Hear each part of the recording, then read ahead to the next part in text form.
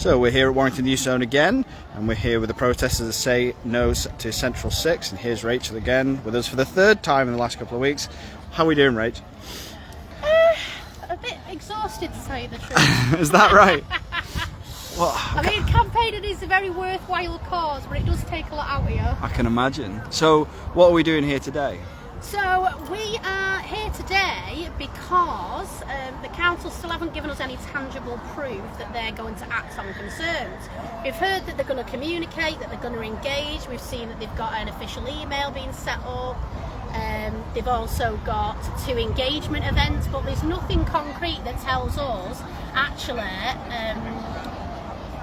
they're actually going to do something about it. You know, we don't live in a dictatorship. They've broken the people's trust on this. I mean, do you know how many people in Latchford and Westy officially were consulted on this street plan? It was 20 people. 20 people, and they're trying to force this through. And I don't see how they can think this is right. And I don't see how they can think that consultation was substantial. And you know, the fact that they have been trying to maintain all along that it is substantial, when obviously Warrington Worldwide found a public report that said that they admitted they had issues, is again just goes to show why we need transparency and communication from our council. Has the weather affected the protest so far? I think we've probably had a few been put off by the weather, because obviously it's very muggy, it's very humid. Some of our elderly community might have been put off from attending from that. I think we might be looking some and but you've still got quite the turnout. Think a lot of people have yeah, we've had quite a few turn up, but I think some people will have been put off by the fact it's at Warrington Youth Zone. Yeah. We are aware that a lot of people were concerned about that issue. But at the end of the day, we didn't pick where the meeting was. So that was the council's choice to move the cabinet meeting here. I don't know why they made that decision. All we can do is respond to that, because the next meeting for the council is not till September, and I wasn't happy to wait on that, to be fair.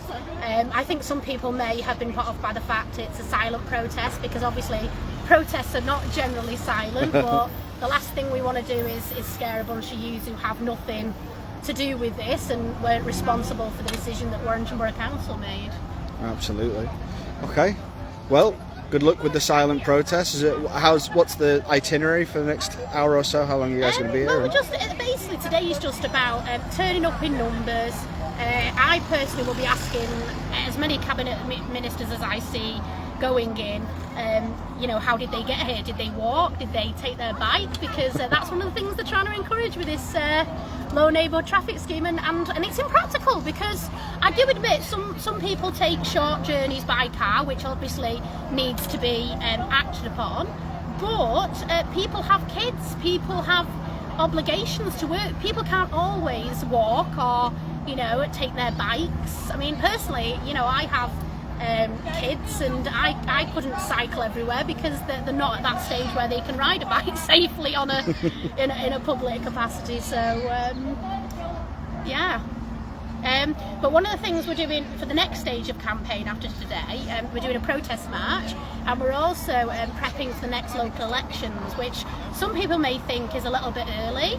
We don't think it's early. It's May 2024, the next elections. But we want to start getting names and faces out there. We're not hoping to take Labour's majority. We don't think we can do that. You know, Labour have a very strong majority for a controlling council. All we want to do is make it a more balanced council, where they actually have to work with people before pushing things through, like they have done with this. So what does a more balanced council look like in an ideal world? You know, is it more independence? Like, yes, well, not even necessarily more independence. I mean, I personally would like more independence, because I want good people who are going to listen to the residents and not get tied up in party politics. Because I'm apolitical, I don't support any party.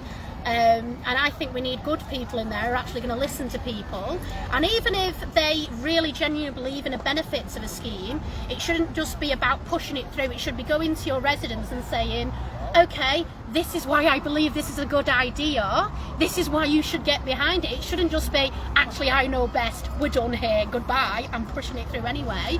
You know, that to me as a councillor not doing their job. If anybody would like to come in for the cabinet meeting that's happening now, if you can come and see me, we can get upstairs just before the meeting starts. If you have got a few people going in. That's absolutely fine. I just wanted to extend the invitation. Okay.